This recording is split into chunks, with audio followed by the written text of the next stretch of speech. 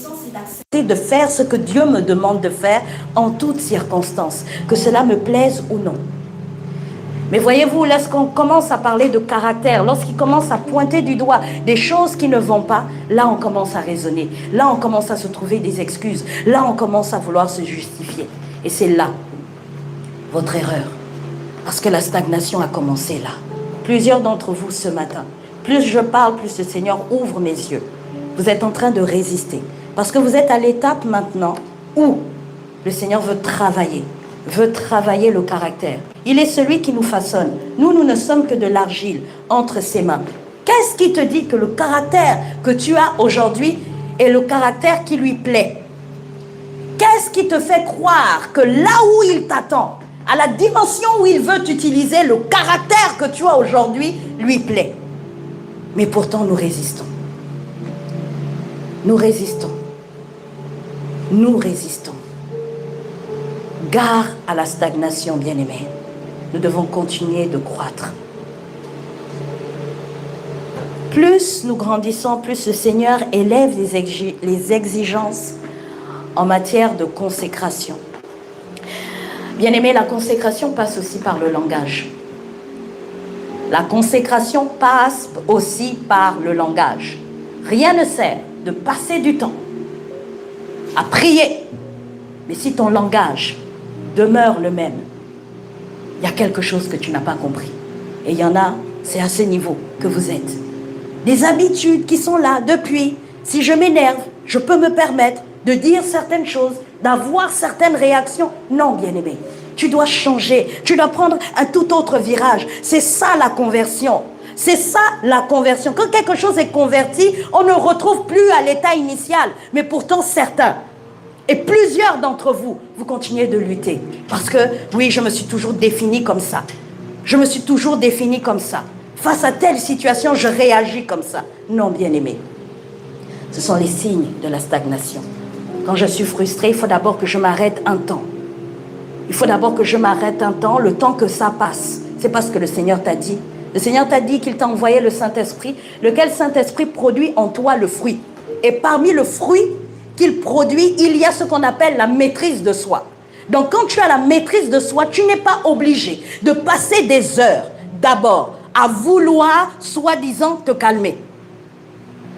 Une frustration, tu es capable de la surmonter. Ça ne veut pas dire qu'on n'a plus d'émotions.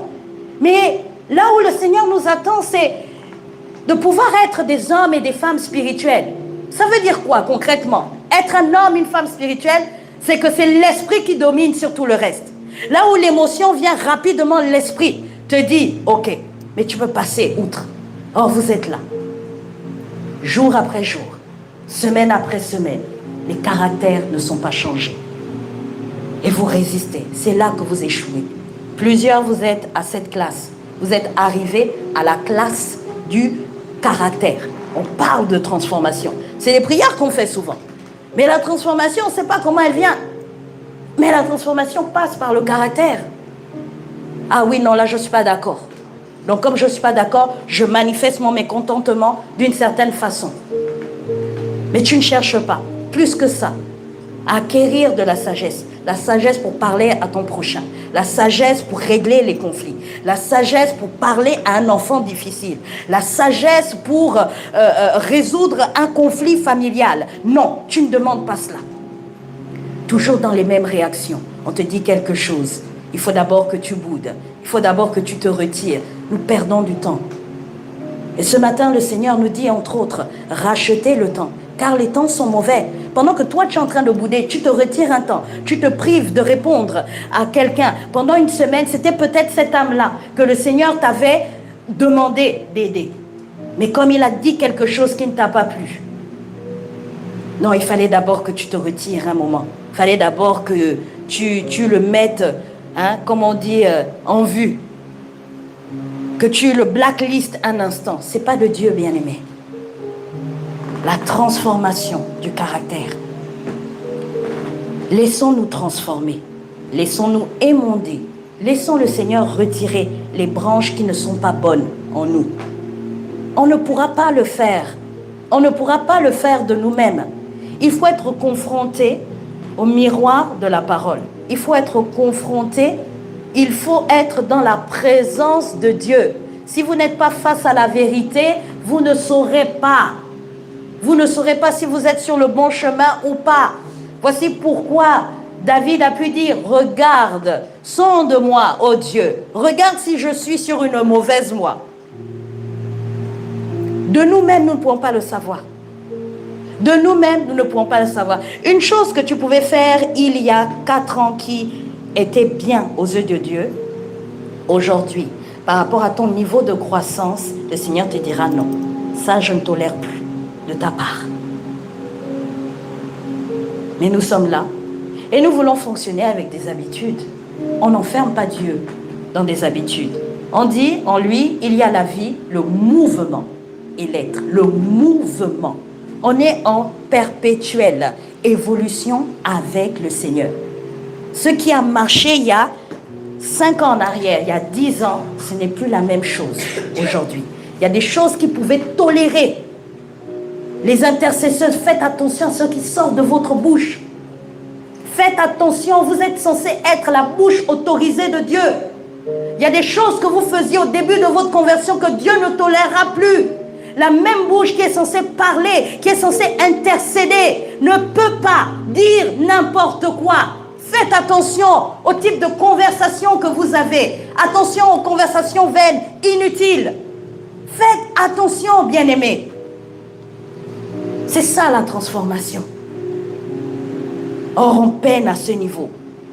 Et le but dans la croissance, le but, alors que nous parlons de l'appel, c'est d'être qualifié. C'est de finir par être qualifié. La Bible déclare que plusieurs sont appelés, mais il y a peu d'élus, n'est-ce pas? Pourquoi? Parce qu'en cours de route, il y en a beaucoup qui se disqualifient. Et le but, ce n'est pas de se disqualifier. Si vous avez commencé avec Dieu, le cœur disposé à grandir, il faut continuer à le faire. Avez-vous déjà vu un homme s'arrêter de croître? Mais non. On commence, on est bébé. À la limite, même on n'est même pas bébé. C'est d'abord un fœtus. Le fœtus devient un bébé qui devient un enfant qui devient un ado qui devient un jeune adulte. Ainsi de suite, on mûrit. Et après, qu'est-ce qui se passe? Il y a les différentes classes, non, même dans les seniors, n'est-ce pas? Mais c'est la même chose dans le spirituel. Mais comment est-ce que nous, on peut concevoir la vie chrétienne comme étant une vie, bon, là, j'ai déjà fait 2-3 pas, ça suffit. C'est ce que nous faisons, bien-aimés. Quand nous ne travaillons pas sans relâche à notre croissance, c'est ce que nous faisons. En fait, nous sommes en train de dire, moi, je veux rester un nain. La taille que j'ai, elle me convient. Si j'ai la taille d'un bébé de 3 mois, c'est bon pour moi, ça suffit. Si j'ai la taille d'un enfant de 5 ans, c'est bon pour moi, ça me suffit. Mais non, bien-aimé, Dieu n'a pas prévu les choses ainsi. Voilà pourquoi il nous parle de croissance. Voilà pourquoi il nous parle de croissance. Voilà pourquoi il nous parle de comprendre et de grandir dans l'appel. Éphésiens 2,10 nous a dit, car nous sommes son ouvrage, ayant été créés en Jésus-Christ pour des œuvres que Dieu a préparées d'avance afin que nous les pratiquions. Tous ici ce matin, nous sommes l'ouvrage de Dieu. Nous avons été créés. Nous avons été créés en qui? En Jésus-Christ. Pour des œuvres. Là où tu te trouves là, bien-aimé, il y a des œuvres que tu dois pratiquer. C'est pour ça que tu as été créé. Tu es l'ouvrage de Dieu. Et ces choses, il n'attend pas, en réalité, que toi, tu les saisisses pour les créer. On dit qu'il les a déjà préparées d'avance. Donc, comprenez combien plus nous tardons à comprendre notre appel, plus nous retardons le plan de Dieu. En réalité, c'est ce qui se passe. Saisissons ce matin la gravité de là où nous sommes censés être des instruments entre les mains de Dieu et là où nous devenons maintenant ceux-là qui faisons l'inverse. Dieu nous a mandatés sur terre pour accomplir des œuvres. Lesquelles œuvres? Ses œuvres à lui. Mais plus nous résistons, plus nous tardons à comprendre les choses, on ralentit le plan de Dieu. Et celui qui gagne du terrain, c'est l'ennemi. Alors que l'esprit qui est en nous est plus grand et plus fort que l'esprit de ce monde. Voilà pourquoi le Seigneur dit il y a urgence à ce que vous compreniez ces choses. Normalement, pour quelqu'un qui a eu une croissance normale, ce type de thématique, ça devrait sonner comme une piqûre de rappel et t'aider à aller plus loin, passer à un autre niveau. Mais nous sommes obligés de revenir à la genèse des choses parce que plusieurs ont perdu de vue l'essentiel. Pourquoi ils sont devenus enfants de Dieu? Cela ne sert de rien de se présenter à la face du monde et dire tu es chrétien, mais tu ne pratiques aucune œuvre bonne. On l'a vu dans le livre de Tite. Cela ne sert de rien. Ton chrétien sonne comme un mot basique. C'est dans les œuvres. Et lesquelles œuvres? Ce n'est pas tes œuvres à toi. Ce sont celles que le Seigneur a préparées d'avance. Ce matin, nous parlons de comment identifier l'appel. Tu ne peux pas identifier ton appel en dehors de la présence de Dieu. Ce n'est pas possible. Il faut que tu repartes au Créateur pour lui poser les questions.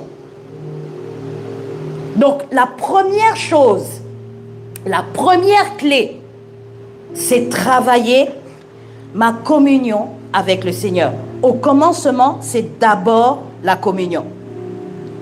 Pourquoi? Parce que notre objectif, c'est comme il est dit dans Philippiens 3,14, nous devons courir vers le but pour remporter le prix de la vocation céleste de Dieu en Jésus-Christ. Voici ton but sur la terre. Tu dois chaque jour, on n'a pas dit je marche vers le but, je cours. Donc je reviens sur cette urgence à faire les choses, à rentrer dans notre destinée. Je cours vers le but pour remporter le prix de la vocation céleste de Dieu en Jésus-Christ. Le Seigneur ne nous appelle pas à vivre une vie au hasard. Non, non, non, bien-aimés. Et comme je vous disais, en fait, la révélation par rapport à notre appel, elle vient progressivement. Dieu ne va jamais tout donner d'un coup. Non. Il donne des indices au fur et à mesure. La révélation est progressive. Et celui qui nous la donne, c'est le Saint-Esprit. On a enseigné ici sur le Saint-Esprit. On a vu que nous devons apprendre à collaborer avec lui. Nous devons apprendre à être intimes. Mais justement, c'est dans cette intimité avec le Saint-Esprit qu'il va faire ce que nous appelons déposer un fardeau. La première chose qui va t'aider à identifier ton appel, tu regardes au fardeau. Il y a quelque chose en toi qui va plus faire battre ton cœur qu'autre chose. Mais celui qui dépose ce fardeau-là, en réalité, c'est le Saint-Esprit. Et pour que tu t'en rendes compte, en fait, il faut que tu passes beaucoup de temps avec lui.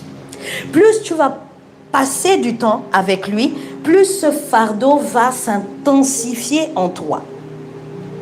1 Pierre 5, verset 10 nous dit ceci: le Dieu de toute grâce qui vous a appelé en Jésus-Christ à sa gloire éternelle, après que vous aurez souffert un peu de temps, vous perfectionnera lui-même, vous affermira, vous fortifiera, vous rendra inébranlable. Donc, la révélation, elle est progressive, au fur et à mesure. Celui qui cherche d'abord la présence de Dieu découvrira plus clairement sa volonté. Je répète, celui qui cherche d'abord la présence de Dieu découvrira plus clairement sa volonté. Donc c'est d'abord la communion avant la mission. C'est parce que je suis en communion avec le Saint-Esprit qu'au fur et à mesure, cette vérité qui dit dans Jérémie qu'avant que je sois formé dans le sein de ma mère, il me connaissait. C'est là qu'au fur et à mesure, cette vérité va s'accomplir dans ma vie. Le Saint-Esprit, qui est l'esprit de la révélation, va t'accorder cette révélation qui te manque. Donc tu dois faire cette démarche d'aller la chercher. Et cela se fait au fur et à mesure. Comme on a vu, il nous affermit progressivement. Il nous fortifie jusqu'au point de nous rendre inébranlables. Et comme je disais, Dieu dépose C'est Dieu qui dépose un fardeau. Mais en réalité, ce fardeau-là fait partie des fameuses œuvres qu'il a préparées d'avance afin qu'on les pratique. C'est Dieu qui dépose le fardeau. Mais comment veux-tu être conscient du fardeau si tu ne passes pas du temps, en fait? Ça risque de faire un effet, bon, un coup je ressens quelque chose, et puis un coup, bon, non, c'est pas ça. Le fardeau ici, c'est vraiment des aspirations. Ce sont des aspirations que Dieu place de manière durable dans le cœur. C'est pas au gré des humeurs, au gré des saisons. C'est vraiment quelque chose, quand tu observes le fil de ta vie, souvenez-vous d'un point très important. L'histoire de la destinée, l'histoire de l'appel ne commence pas là maintenant que vous êtes enfant de Dieu. Non. Cela a commencé depuis, avant même que vous ne veniez sur terre. Donc, pour comprendre ces choses-là, en fait, le fameux fardeau, il vous poursuit depuis que vous êtes petit. Simplement, là, le fait d'être enfant de Dieu, le Seigneur va maintenant intensifier. Il va vous ouvrir les yeux pour vous permettre de vous rendre compte, mais que cette chose-là a toujours été là. Ce sont des causes pour lesquelles vous êtes particulièrement sensible. Et il n'y a que vous, ce matin, qui pouvez répondre à cette question. Il y a différentes causes. Il y a différents sujets sur cette terre, mais nous ne sommes pas tous sensibles au même sujet. Et comme je vous dis, ça n'a pas commencé maintenant, quel que soit votre âge ce matin. On n'a pas le même âge. Certains ont 50 ans, d'autres ont moins. Mais il y a quelque chose que le Seigneur avait déjà déposé. Il y a quelque chose, quand tu regardes, ton cœur est tourné. Qu'est-ce qui fait battre ton cœur? Ça, c'est le premier indice. C'est-à-dire que quand tu entends parler de cette chose-là, tu sens comment, au-dedans de toi, il y a quelque chose qui tressaillit. Quelles sont ces causes-là? Lorsque tu vois, par exemple, un enfant, un orphelin, comment tu réagis? Lorsque tu vois un couple en difficulté, comment est-ce que tu réagis? Lorsque tu vois les problèmes financiers dans un État, une ville, comment est-ce que tu réagis? Est-ce que tu es toujours prêt à aller donner des conseils aux autres? Est-ce que tu es toujours prêt à vouloir réconcilier? C'est-à-dire que tu n'aimes pas les conflits. Là où il y a des problèmes, quand tu n'es pas à l'aise avec ça, ça te dérange. Toujours en train de chercher la paix. Et quand tu regardes dans le rétroviseur de ta vie, tu te rends compte que même petit, tu faisais ça. Vous savez, on n'a pas besoin d'avoir les mots, on n'a pas besoin d'avoir les versets. Là, on est en train de parler de la vocation. L'appel est lié à la vocation. Un enfant, même à l'âge qu'il a aujourd'hui, qu'il ait 7 ans, avec son langage à lui, si c'est quelqu'un qui n'aime pas les conflits, il saura vous le faire comprendre. Soit il va venir, il va prendre les mains, il va venir, il va joindre les mains. Ou bien il va dire non, méchant, méchant. Par exemple, ici il entend le bruit, vous vous êtes bagarré, admettons c'est dans un conflit conjugal. Non, papa, pourquoi tu as fait ça? C'est pas bien, maman. C'est son langage, mais il est déjà en train de te dire que ça, non. Observez, observez. On est en train de parler d'identification, n'est-ce pas? Et pendant que je parle, en fait, j'aimerais que ce soit pratique. Chaque fois que je vais pointer un point, que vous rentriez au-dedans de vous-même. Il y a des choses qui battent en vous. Il y a des choses qui battent en vous. L'injustice. Tu vois par exemple que, lui, il a été favorisé au détriment d'un autre. Comment est-ce que tu réagis? Mais c'est différent d'avoir juste une simple frustration. C'est dans la durée. C'est quelque chose, c'est récurrent. Chaque fois que tu vois ça, chaque fois que tu vois une femme pleurer, chaque fois que tu vois, par exemple, pour rester maintenant dans le domaine ecclésiastique, tu vois un prédicateur, tu sens que, mais on dirait que moi aussi j'aimerais être comme ça. Il n'y a aucune honte, bien-aimé. Chaque fois que vous ressentez cela, c'est un indice. Il y a un fardeau. C'est-à-dire que vous portez la chose. Vous voulez voir les choses changer. Limite même, ça vous indigne. Comment est-ce que la vocation de Moïse a été révélée? Même si, effectivement, Le caractère n'ayant pas été encore transformé, il a agi violemment. Mais il a été indigné de voir quoi? L'injustice, mais ça va même plus loin. C'était le peuple d'Israël qui souffrait. C'est sa vocation qui commençait à être révélée. Quand il a vu comment un de ses frères être traité, ça a suscité une sainte colère en lui. Maintenant, comme je dis, effectivement, le caractère n'ayant pas été transformé, il a fini par tuer. Ça, ce n'était pas bien. Mais toujours est-il qu'il a dit, ce n'est pas possible. Quand on parle de Moïse aujourd'hui, on parle de qui? Ça a été qui, Moïse? En dehors du fait qu'on dit c'est le grand pasteur. On l'assimile aussi à un prophète. Mais qu'est-ce qu'il a fait? Il a libéré. En vous, peut-être sommeille une vocation de libérateur. Comment est-ce que vous réagissez quand vous entendez qu'il y a un conflit dans la famille? Ça vous fait quoi? Est-ce que c'est bon qu'il se débrouille? Ou bien non, il faut que je trouve une solution. Il faut que je trouve une solution. Tu es là, tu observes, non, il y a trop de pauvreté, il y a trop de misère. Qu'est-ce que ça suscite en toi? C'est ça le fardeau, bien-aimé. C'est quelque chose qui est pesant sur ton cœur. C'est quelque chose qui est pesant sur ton cœur. Chaque fois que tu es face à la situation, il y a quelque chose au-dedans de toi qui tressaillit. Quel est le fardeau? Quel est ton fardeau aujourd'hui? D'autres, ça peut être la jeunesse. De voir des jeunes être épanouis.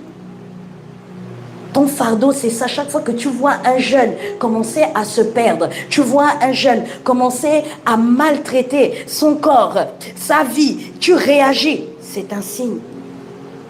Et tous, autant que nous sommes, ce matin, il y a quelque chose qui bat au-dedans de nous. Il faut simplement faire preuve d'observation et de discernement. Je vous ai dit, c'est quelque chose qui n'a pas commencé là. Si vous prenez à partir du moment où vous êtes converti, vous risquez de passer à côté. Regardez dans le rétroviseur. Malgré les expériences que vous avez eues, bonnes ou mauvaises, qu'est-ce qui reste comme inébranlable au-dedans de vous? Le fardeau, c'est comme une valeur à laquelle on tient particulièrement. On a tous des valeurs qu'on défend, mais il y en a une qui va surpasser les autres.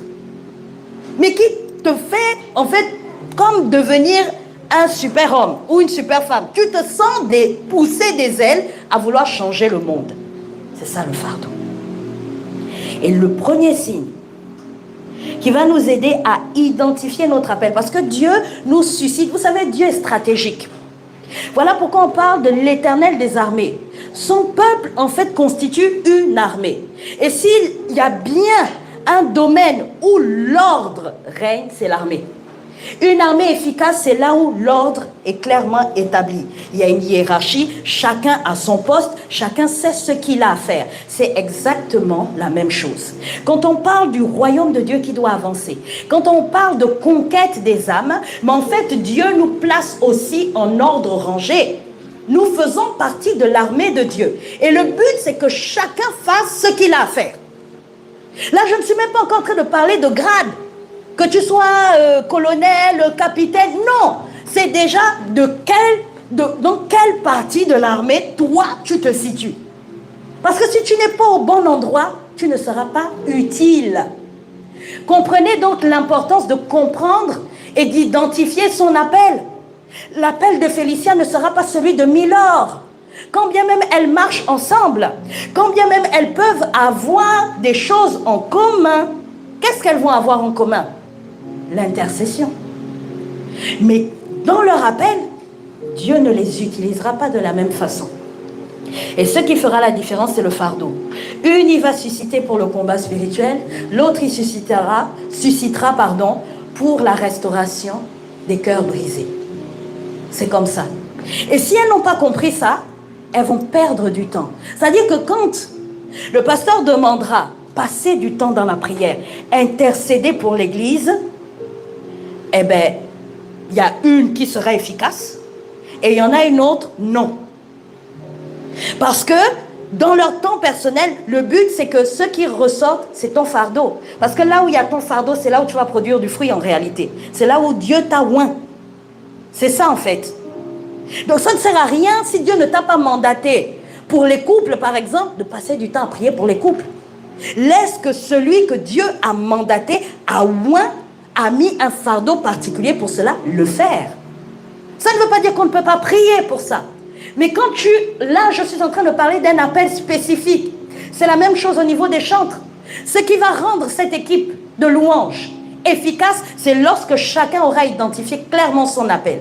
De savoir que moi, Dieu m'a mandaté pour ça. Et que chaque fois que moi, je me lèverai, que je me tiendrai sur cette chair, voici ce pourquoi le Seigneur m'a mandaté, pour guérir, pour la guérison. Et donc, pendant que je suis en train de l'idée, eh bien, il y a un parfum de guérison qui est en train d'être libéré dans les cœurs. Je ne suis plus là en train de chanter au hasard, en train d'élever Dieu. Oui, on élève Dieu, mais plus tu es conscient de ce que tu fais, plus tu es efficace. Pourquoi? Parce que l'équipement qui vient avec, qui t'accompagne, il se met en mouvement. Dans l'équipement, il y a les dons. Dans l'équipement, il y a l'onction. Dans l'équipement, il y a aussi les anges qui correspondent. Et plus tu es conscient de ça, ben plus ce que tu fais a de l'impact. Or, le problème aujourd'hui, c'est que nous faisons les choses par hasard. La Bible dit au début, fais tout ce que ta main trouve à faire, n'est-ce pas? Mais on est arrivé à un stade, bien aimé, où ce n'est plus possible. Ça ne suffit plus. Aujourd'hui, nous ne pouvons plus être là juste, bon, c'est bien de chanter, allez, tapons des mains, battons des mains, mais tu ne sais pas tuer sans objectif précis. Normalement, pour rester sur les chantres, moi qui valide les répertoires et les pensées, je devrais arriver à un stade où les pensées devraient être différentes en fonction de l'appel de chacune. C'est-à-dire qu'il y a celle-là qui a reçu le mandat vraiment pour la délivrance des captifs, ce qu'elle me ramène souvent par rapport à la pensée, c'est ça. Non, je sens pasteur. Vraiment, j'ai vu qu'il y en a beaucoup qui sont aujourd'hui encore enchaînés par rapport à tel péché, tel péché. Ah oui, ok. Donc tu me ponds un répertoire digne de ce nom. Et quand on arrive le dimanche, il y a des résultats. Parce que Dieu siège au milieu de la louange de son peuple. On dit il siège. Et quand Dieu est présent, alors il y a l'atmosphère qui change. Il n'a pas besoin d'attendre la prédication pour commencer à toucher les cœurs, à délivrer. Il n'a pas besoin d'attendre l'imposition des mains pour commencer à le faire. Dès la louange. C'est une question de prise de conscience. C'est une question de prise de conscience. Or, la prise de conscience ne vient pas si tu n'as pas fait les recherches avant. Donc, on identifie. L'appel est spécifique. Nous sommes tous appelés là. Nous servons tous le Seigneur. Mais notre efficacité et ce qui va réjouir le cœur du Père, c'est dans notre capacité à comprendre où nous devons être et comment nous devons faire les choses. Donc, si tu entends ce message ce matin, tu dois commencer à prier pour dire, Seigneur, là où tu m'as positionné, que je sois à l'intercession, à la louange, à la batterie, au piano, à l'accueil, peu importe ce que je fais. Seigneur, dis-moi spécifiquement ce que je dois faire. C'est ça.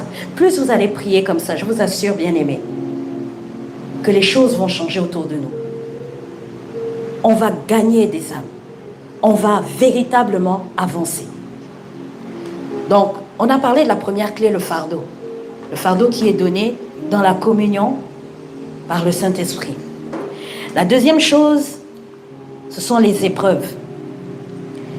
Les épreuves. Dans le livre de Jacques, le Seigneur nous parle des épreuves. Et il dit de voir les épreuves comme un sujet de joie. Pourquoi? Parce qu'en réalité, les épreuves ne viennent pas pour nous détruire. Elles viennent pour révéler qui nous sommes. La puissance qui est en nous. Les capacités surnaturelles qui sont en nous.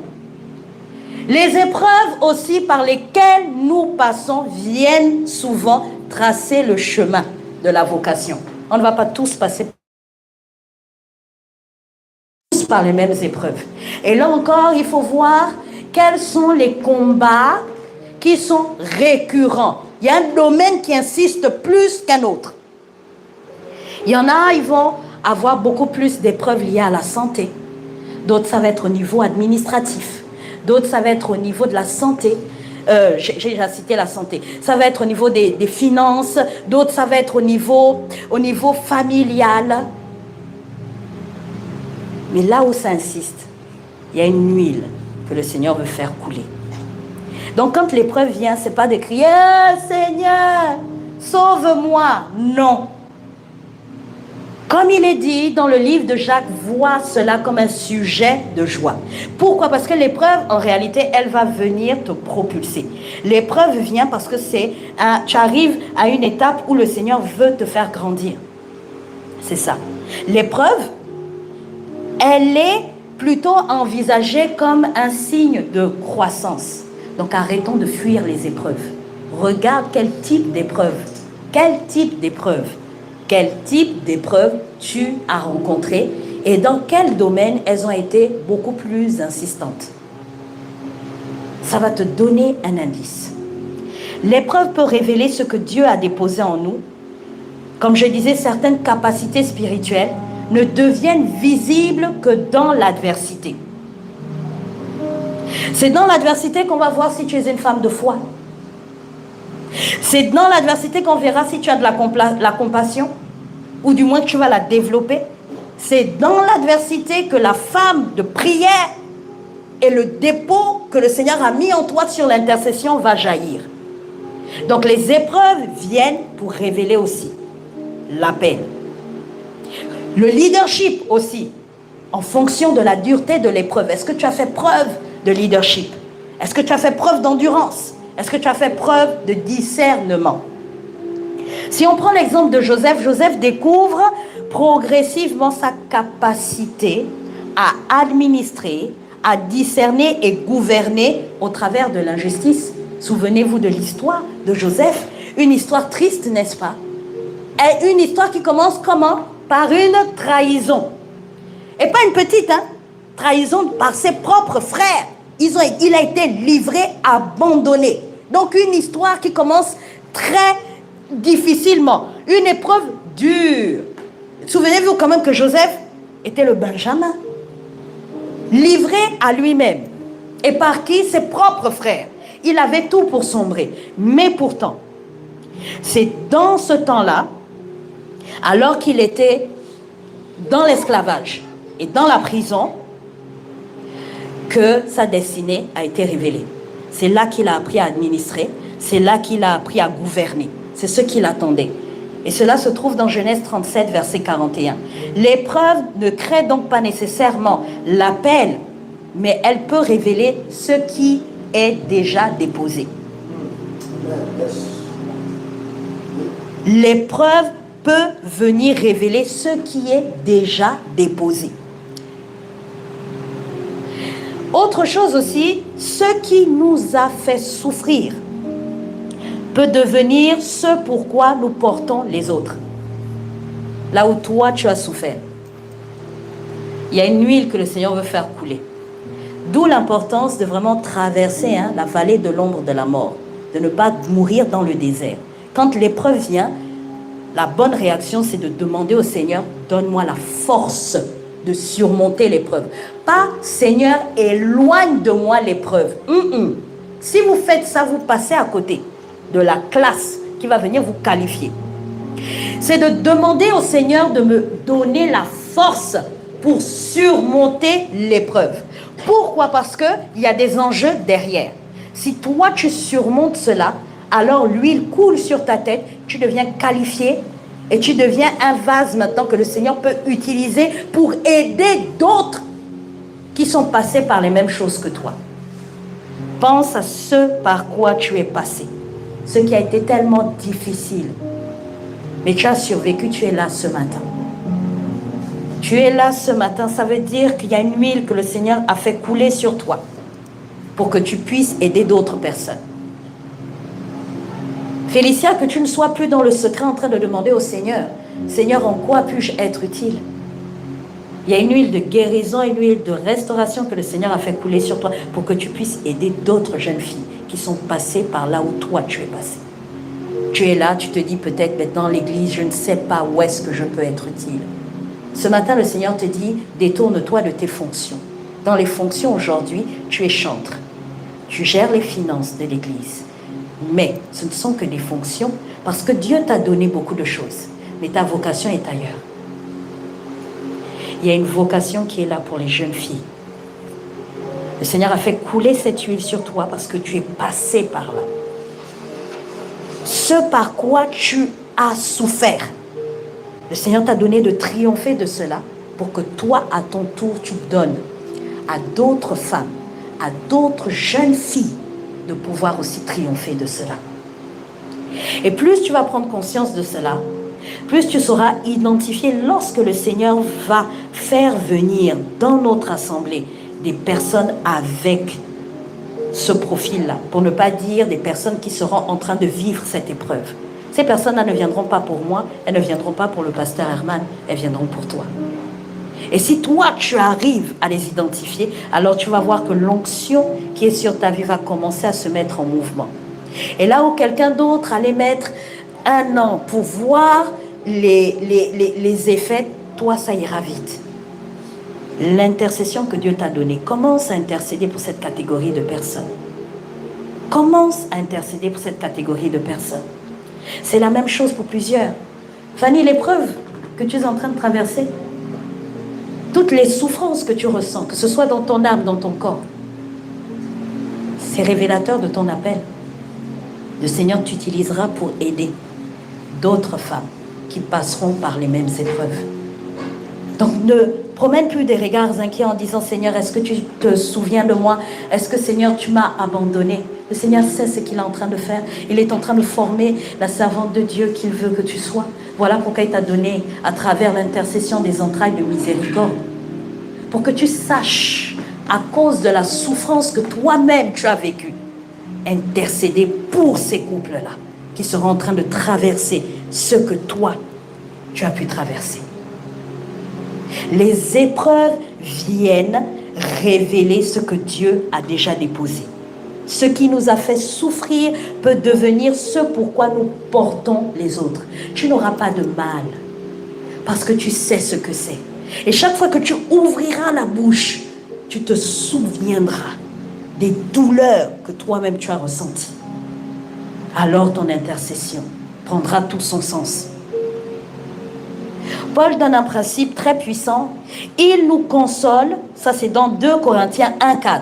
Il nous console dans toutes nos afflictions, afin que, par la consolation dont nous sommes l'objet de la part de Dieu, nous puissions consoler ceux qui se trouvent dans quelque affliction. C'est exactement ce que je viens d'expliquer. Il nous console, afin qu'à notre tour, nous puissions consoler les autres. 2 Corinthiens 1,4. Donc, il y a ici un mouvement qui se fait. Donc, il y a l'épreuve qui vient. Il y a la consolation de Dieu. Donc, Dieu ne nous abandonne pas dans l'épreuve.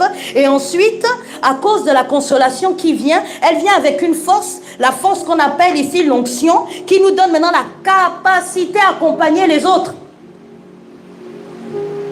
Donc, j'espère qu'aujourd'hui, je suis en train de bouleverser certaines mentalités et vous aider à voir maintenant les épreuves différemment.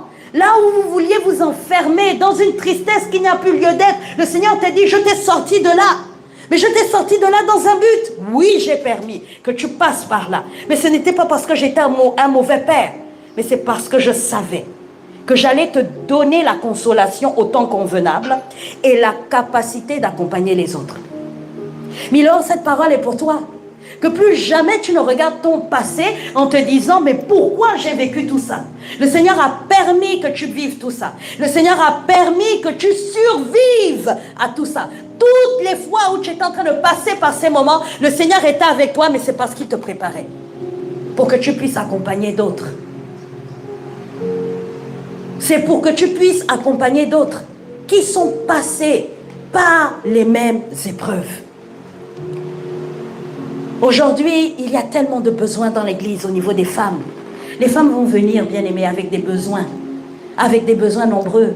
Certaines, ça va être les cas que j'ai cités au niveau de Félicia. D'autres, ce sera le cas de Fanny. D'autres, ce sera le cas de Mila. D'autres vont venir avec des problèmes d'enfantement.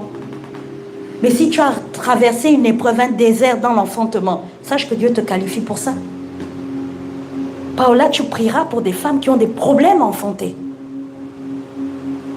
Tu prieras pour ce type de femmes. Il est important que nous voyions les épreuves comme quelque chose qui nous a en réalité propulsés. Et alors que je parle de ça, je viens mettre un saut une bonne fois pour toutes, pour que la séparation se fasse. Vous savez, l'épreuve, il faut que vous l'ayez véritablement vaincue. Si vous ne l'avez pas vaincue, elle vient biaiser aussi finalement le message. Aujourd'hui, je suis en train de vous dire que là où vos larmes ont coulé, c'était normal, c'était douloureux, mais maintenant, il est temps que vous passiez à autre chose. Toutes celles que j'ai pointées du doigt, ou du moins que l'Esprit a pointé du doigt ce matin, il est temps que vous passiez à autre chose. Laissez aller les morts. Ça, c'était avant. J'ai vécu ci. J'ai été humilié. J'ai pleuré. Le Seigneur était là, hein, chaque fois que vous avez vécu ces choses. Mais il vous dit maintenant, allons de l'autre bord. On passe à autre chose. Parce que tu dois te servir de ça pour dire merci Seigneur. Aujourd'hui, je suis prête, envoie-les-moi. Seigneur, envoie-moi. Seigneur, envoie-moi pour ces jeunes femmes. Seigneur, envoie-moi pour ces couples. Seigneur, envoie-moi pour ces femmes. Seigneur, envoie-moi pour celles-là qui ont tellement de difficultés à enfanter. Seigneur, moi pour ces femmes-là. C'est ce que vous devez dire aujourd'hui. Il y a un temps pour toute chose, bien-aimés, je vous le rappelle. Il y a un temps pour pleurer. Il y a un temps pour se lamenter. Et il y a un temps où on relève la tête. On avance et on veut porter du fruit. Et le Seigneur vous dit ce matin, l'heure est venue maintenant. Le temps est venu de porter du fruit. Ces femmes-là, elles vous attendent. Elles sont là. Elles se bousculent aux portes de cette église. Mais elles tardent à venir parce qu'il y a une insécurité dans leur cœur. Elles se posent la question, quand nous arriverons, est-ce que nous trouverons de l'assistance? Lorsque nous arriverons, est-ce que nous trouverons des réponses à nos problèmes? Lorsque nous arriverons, est-ce que nous trouverons la libération? Et ces réponses sont en vous ce matin. Après avoir entendu tout cela, qu'allez-vous faire? Qu'allez-vous faire? Est-ce juste une information que vous allez noter dans un coin de vos agendas? Vous allez dire, ok, merci Seigneur. Me voici, envoie-moi. Et lorsque vous aurez commencé à faire cela, je vous dis, hein, le pasteur crie après les âmes. Mais ça dépend du positionnement de chacun ce matin. Parce que lorsque vous allez vous positionner de cette manière, vous allez commencer à les appeler. Parce que lorsqu'on dit, Seigneur, me voici, envoie-moi, en fait, il y a une parole aussi qui est relâchée dans le camp de l'ennemi, qui vient en fait faire éclater les jougs. Et ils sont libérés. Et c'est comme ça que les âmes vont venir. Donc ça dépend de vous ce matin. Ça dépend de vous ce matin. Et à toutes celles à qui le Seigneur a parlé ce matin, il vous a donné une arme puissante. Il vous a donné l'intercession. Intercession pour enfanter. L'intercession pour appeler ces âmes.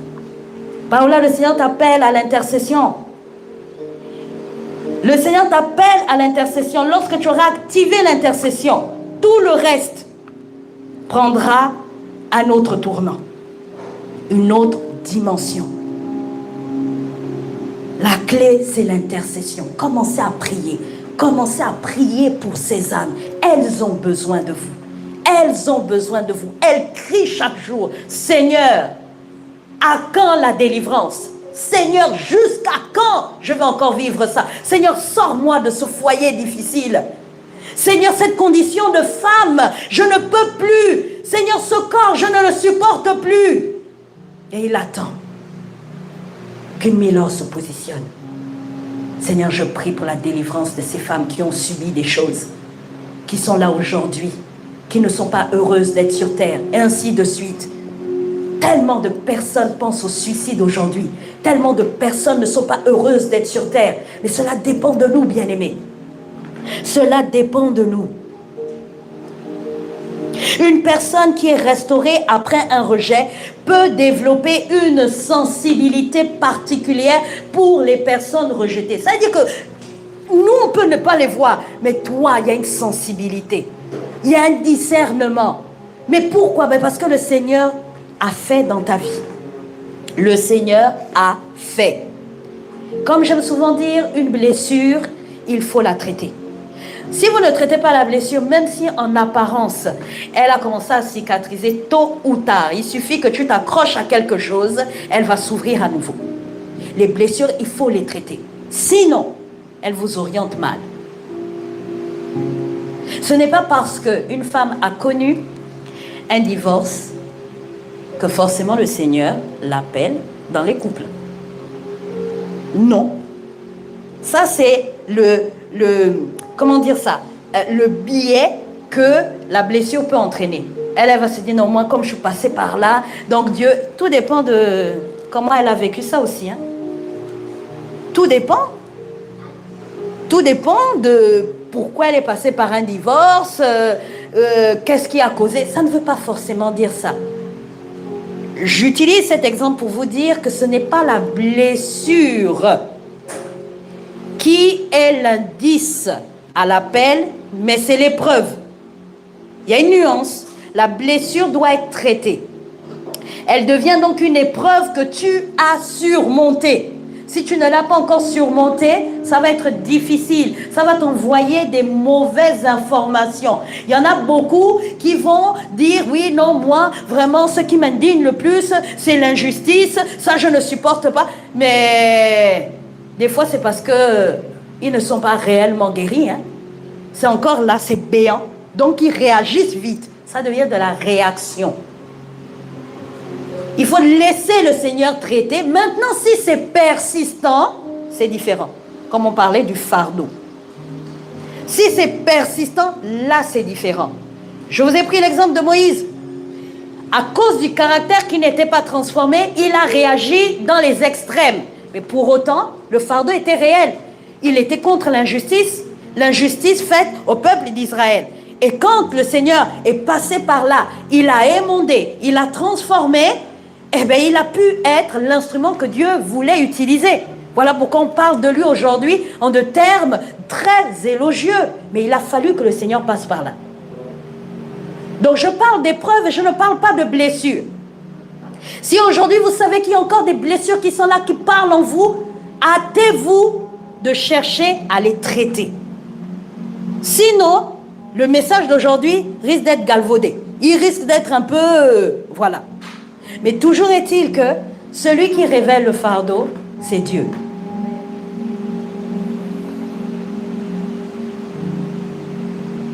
Dans quel domaine as-tu eu le plus de combats?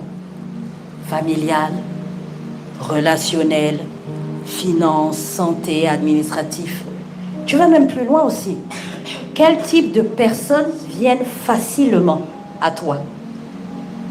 On n'attire pas les mêmes personnes. Hein? On n'attire pas les mêmes personnes. Vous savez, moi, depuis que je suis pasteur, mais en fait, c'est devenu plus évident. Il faut que je vous explique ça correctement. C'est devenu plus évident, mais en fait, je me rends compte que depuis le jeune âge, les gens venaient facilement se confier à moi, venir parler de leur vie, de choses, on va dire, intimes. Ça, c'est le propre du pasteur. Un bon pasteur est un bon conseiller.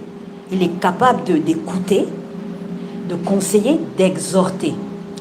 Et ce qui était encore plus fort chez moi, c'est la capacité à conseiller. Ah, alors là, championne, hein? Championne. Dans le rang, au niveau des enfants, moi, je suis la dernière. Mais toujours en train de chercher à conseiller. Non, mais tu sais, il ne faut pas faire comme si. Ah non, mais je pense que... là, toujours en train de chercher à réconcilier. Réconcilier, la vocation commençait à parler. Et dès l'instant où on nous a consacrés, pasteur, ça s'est intensifié. C'est-à-dire que même le païen, je n'ai pas besoin de lui dire « je suis chrétienne, je suis pasteur ». Il vient, il commence à déballer sa vie. Mais maintenant que je suis consciente de ça, ça me permet d'être efficace. Là où je pouvais juste voir ça en mode « oh, mais il ne me connaît pas, pourquoi elle vient me parler de sa vie ?» Mais maintenant, je sais que « ah, voici une âme. Bon, Seigneur, là, tu me demandes de travailler. » Et là, j'écoute. J'active l'oreille. Je dis ok, j'écoute pour pouvoir donner des conseils parce que je suis face à une destinée. Et laissez-moi vous dire une chose par rapport à l'appel. L'appel, ce n'est pas une affaire juste des 4 murs de l'église. L'appel, c'est en tout temps. En tout temps. Que tu sois dans ta famille, que tu sois auprès des païens, que tu sois en pleine fête. Hier, non, c'était avant-hier, le mariage. Le temps qu'on attendait là, à la mairie, là, la mairie avait du retard. Il y a une dame qui est venue. La dame, je l'ai rencontrée la veille. Bonjour, ça va? Oui, oui, oui. Elle a commencé à me déballer sa vie. J'ai dit, Seigneur Jésus. J'ai dit, ouais, en tout temps. Tu n'es pas un appelé juste quand tu es dans l'église. Tu es un appelé en tout temps. Et il faut en être conscient, bien-aimé. Tout ce qu'on est en train de traiter là, il faut que ça vous serve au quotidien. L'appel, c'est tout le temps. Tu es malade, ton appel est toujours là. Tu es joyeux, ton appel est toujours là. Tu as péché contre Dieu, ton appel est toujours là. Le péché n'abolit pas l'appel. Il est important de le savoir. Arrêtons de nous laisser malmener par le diable. Dès que j'ai péché, non, je ne suis plus digne. Oui, le péché éloigne de Dieu parce que tu sais que ce que tu as fait n'était pas bien. Mais en aucun cas, Dieu va venir dire, ok, bon, l'appel là, bon, allez, hop, je récupère, tu n'es pas digne. Non, l'appel est toujours là. La Bible dit, plusieurs sont appelés, mais peu sont élus. Donc l'appel est toujours là. Ce qui va faire la différence, ta capacité à te qualifier. Mais tu restes appelé. Dans le monde, il y a plusieurs évangélistes. Hein. Les commerciaux, là. Ce sont des évangélistes qui sont là, hein, des puissants évangélistes. Ils ont l'art comment on dit ça en bon français, de convaincre, hein? Ils parlent, quand ils parlent avec conviction. Les commerciaux, là, ils viennent, oui, madame, voilà, je vous propose 10 €, si vous prenez les deux, 15 €, et puis tu déroules ça, et puis tu es évangéliste, qui est là, qui s'ignore.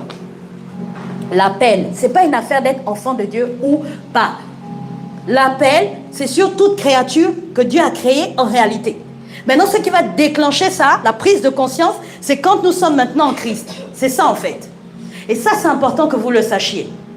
Donc, on ne se comporte pas comme... Bon, on dirait que le pasteur avait dit qu'il y a un appel pastoral sur ma vie, et puis je me comporte comme tel, juste quand je suis à l'église. Je me donne un genre. Mais quand je suis dehors, là, allez, allons-y. Allons-y pour les ambiances.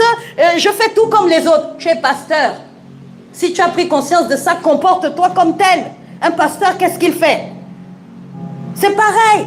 Je reviens encore sur les intercesseurs. Je pense que ce matin, le Seigneur va insister. Tu es intercesseuse, mais tu as la posture de l'intercesseuse que quand tu es dans l'église et quand tu es en dehors, c'est toi qu'on retrouve dans les Congossas, qu'on retrouve dans les cancans.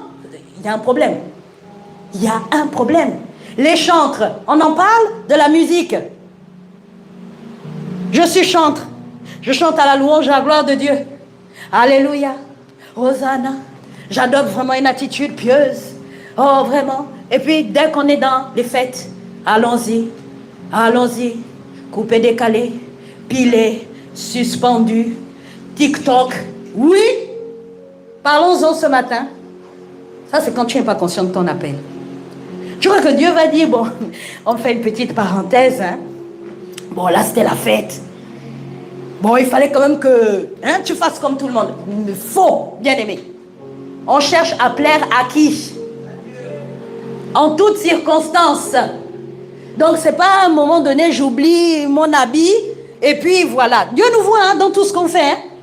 Tu vas venir là, alléluia, oh, mais vraiment, le peuple aujourd'hui était lourd, mais la veille, tu étais en train de faire quoi? Tu étais en train de piler. Non, mais bien aimé, c'est réel. L'appel, quand tu en es conscient, c'est jusqu'au bout. Dans le couple, c'est pareil. Tu es pasteur, c'est toi qui parles aussi n'importe comment.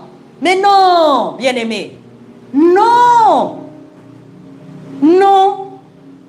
On doit être conscient. Quelles sont les personnes qui viennent vers nous? Il y a quelques questions là que on peut se poser pour discerner notre appel à partir de notre parcours. Quelles épreuves ont profondément façonné ma relation avec Dieu?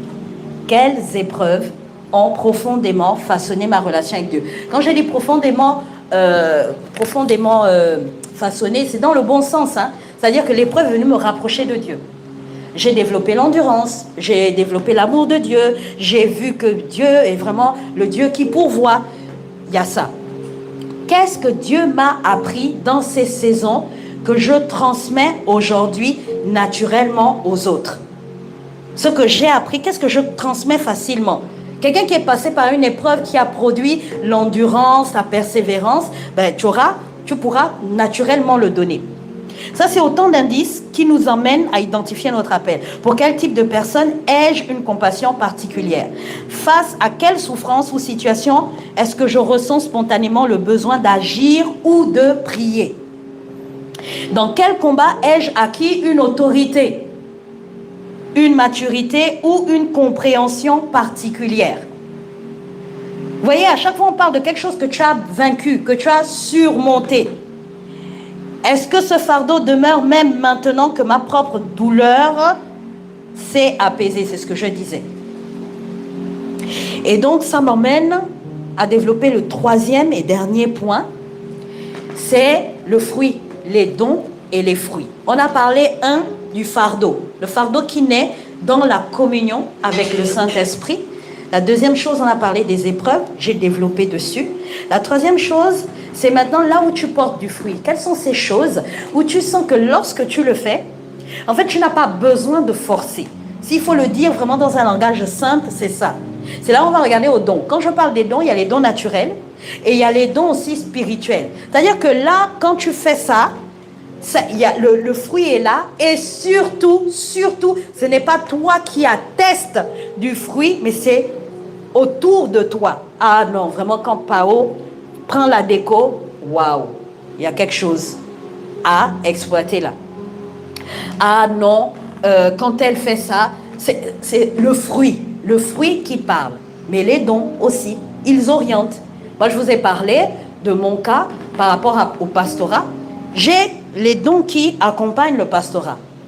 Le conseil, l'exhortation, la prière. Donc, je suis conforme, hein, voyez? Et le fruit autour, c'est pas moi qui dis. Ah, mais non, mais pasteur, vraiment, oui, non, vraiment, on aime, hein, vraiment, quand, voilà, tu nous conseilles, oui, vraiment, ça nous fait du bien, oui, voilà. Ça. Chaque domaine où lorsque vous voyez que, de un, vous n'avez pas de mal à le faire, mais surtout, vous portez du fruit, ce sont des indices liés à votre appel. Parmi toutes les choses que vous faites, qu'est-ce que j'ai le moins de mal à faire? Je sens même que c'est sans forcer. Assurément, il y a quelque chose de divin là-dedans. Et qui plus est, lorsque je le fais, en fait, la récompense, c'est le bien que je fais à autrui. C'est ça. Quelqu'un peut dire, par exemple, à Régis, quand tu joues à la batterie, vraiment, ça me fait quelque chose. Là, il y a un indice lié à son appel. Là, il va voir que ce n'est pas juste lui qui aime la batterie, c'est véritablement quelque chose que Dieu lui a donné naturellement et quelque chose à travers duquel Dieu veut s'exprimer. Dieu veut révéler sa gloire. N'oubliez jamais que l'appel vient pour que la gloire de Dieu soit révélée. C'est vraiment ça. Tant et aussi longtemps que c'est tourné vers toi, là on n'est pas dans l'appel en fait. On peut prendre plaisir à ce qu'on fait. Pourquoi? Parce qu'on a pris conscience que ça réjouit le cœur du Père. Aujourd'hui, je me réjouis d'être un pasteur parce que je sais que j'obéis à la volonté de Dieu. Dieu m'a suscité pour l'être. Mais je ne le fais pas pour montrer que... attention, Miller, attention. Attention. J'ai un petit esprit de supériorité. Non, c'est pas ça. Vous comprenez? Donc, tant et aussi longtemps que vous êtes dans une autosatisfaction et on n'a pas quitté la sphère de ce que j'aime faire, on n'est pas dans la paix. Parce qu'il faut qu'à un moment donné, nos désirs et les désirs de Dieu se rencontrent. Et même, j'ai envie de dire, ce qui doit primer, ce sont les désirs de Dieu pour notre vie. En fait, c'est ça.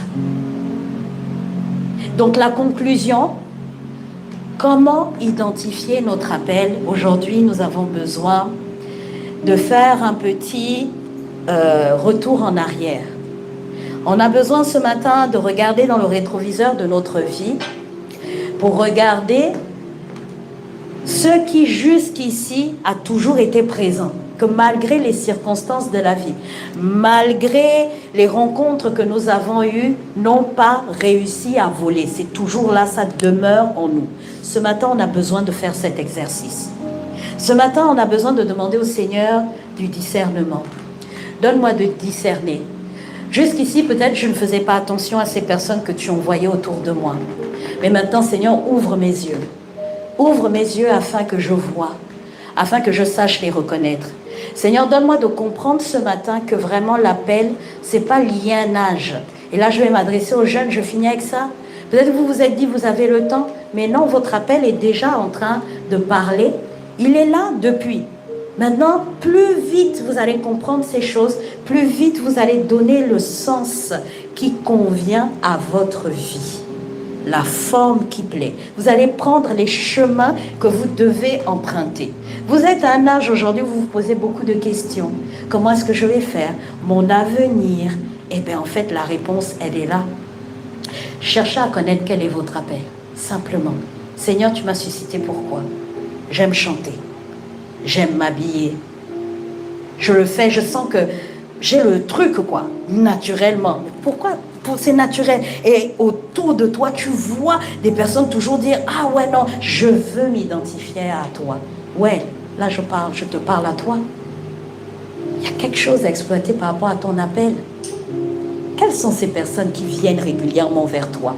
Les gens ne viendront pas parce que, oui, il y a un esprit de séduction sur toi. C'est pas ça. Il y a quelque chose que Dieu t'a donné à toi d'exploiter. Est-ce que le Seigneur veut faire de toi une influenceuse? Peut-être. C'est peut-être des choses que tu as déjà reçues dans ton cœur. Et tu t'es dit, non, qui, moi? Je suis trop jeune, ça ne peut pas me parler. Mais lorsque tu regardes comment est-ce que le Seigneur est en train d'orchestrer les choses, en fait, il est en train de te dire, voici le couloir. Voici le couloir. Je vous ai dit, il y a une différence entre la vocation et la fonction. On a fait des études, hein, le pasteur Herman et moi, hein, le pasteur Herman et moi. On a fait des études. Les études ne sont pas forcément liées à la vocation. Lui, il a fait administration. Hein, c'est ça, non? Hein, chérie? Ton diplôme? Administration des... Voilà. Et c'est un pasteur qui est là. Ne pas confondre. Aujourd'hui, tu fais du droit. Le droit te servira à un moment donné, mais ce n'est pas forcément lié à ta vocation. Il y a une différence. Il y en a chez qui le Seigneur va faire concourir les choses. D'accord? Mais pas forcément. Et aujourd'hui, on n'a pas parlé d'appel, on n'a pas parlé de fonction, mais on a parlé de vocation. C'est ça qui prime. C'est ça qui prime. Levons-nous, nous allons prier. Ce matin, je t'invite à prier selon tout ce que tu as compris ce matin. J'aimerais t'inviter à parler à Dieu. Les chantres, oui, vous pouvez vous positionner, mais j'aimerais d'abord, avant qu'on puisse, voilà, si vous avez à cœur après d'entonner un chant, vous pourrez le faire. Mais j'aimerais vraiment qu'on digère ce qui a été dit ce matin. Avec ce que tu as compris ce matin, dis quelque chose à Dieu. Aide le Saint-Esprit à sceller toutes ces paroles afin qu'elles ne se dispersent pas, elles ne soient pas dérobées. Que quelque chose se déclenche. Il y a une lumière qui a été envoyée ce matin pour t'éclairer. Maintenant, prie que cette lumière s'intensifie. Dis quelque chose à Dieu. Je ne peux pas prier à ta place ce matin. À certains, le Seigneur a parlé distinctement ce matin. Le Seigneur a parlé à son Église ce matin.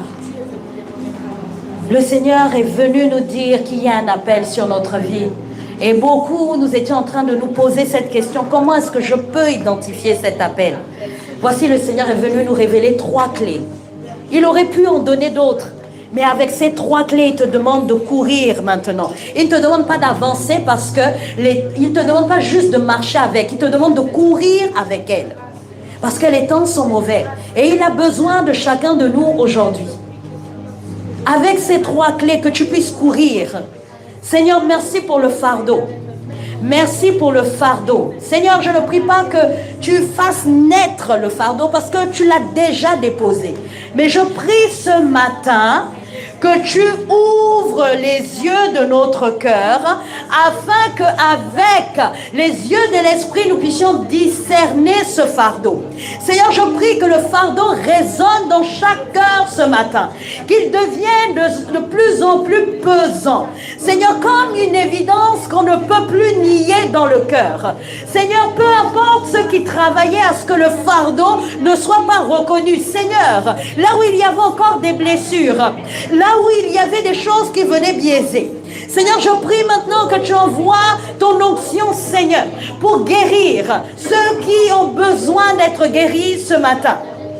Seigneur, que tu restaures l'âme, Seigneur, de celui qui a besoin d'être restauré, afin que le fardeau soit réel, afin que le fardeau soit pur, et que, Seigneur, en fonction de ce fardeau, Seigneur, nous allions vers, Seigneur, cela que tu as prédestiné, Seigneur, pour nous, afin que nous puissions pratiquer ces œuvres également, au nom de Jésus. Seigneur, je prie maintenant pour les épreuves. Seigneur, là où quelqu'un, Seigneur, avait peur des épreuves, là où quelqu'un avait même honte des épreuves par lesquelles, Seigneur, il est passé, Seigneur, réconcilie quelqu'un ce matin avec son passé, au nom de Jésus. Seigneur, à travers les épreuves, tu es venu, Seigneur, nous qualifier. À travers les épreuves, Seigneur, tu fais de nous des instruments, Seigneur mon Dieu, pour pouvoir porter d'autres dans leur souffrance, dans le nom de Jésus.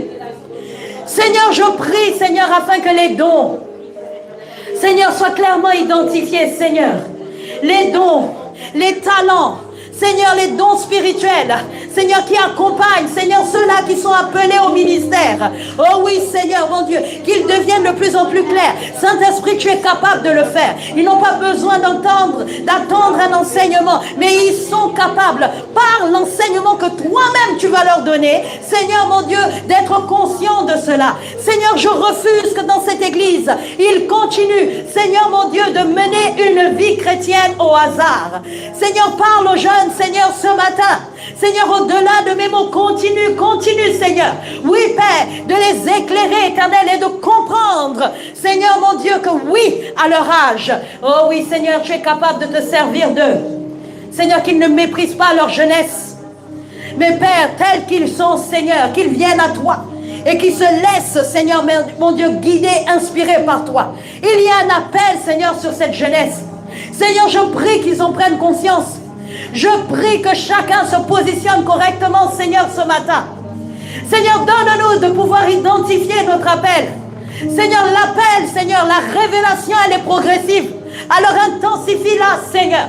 Intensifie-la, que quelqu'un, Seigneur, qui ne se souciait pas de cela, apprennent maintenant à se soucier, que cela devienne la prière, une prière insistante.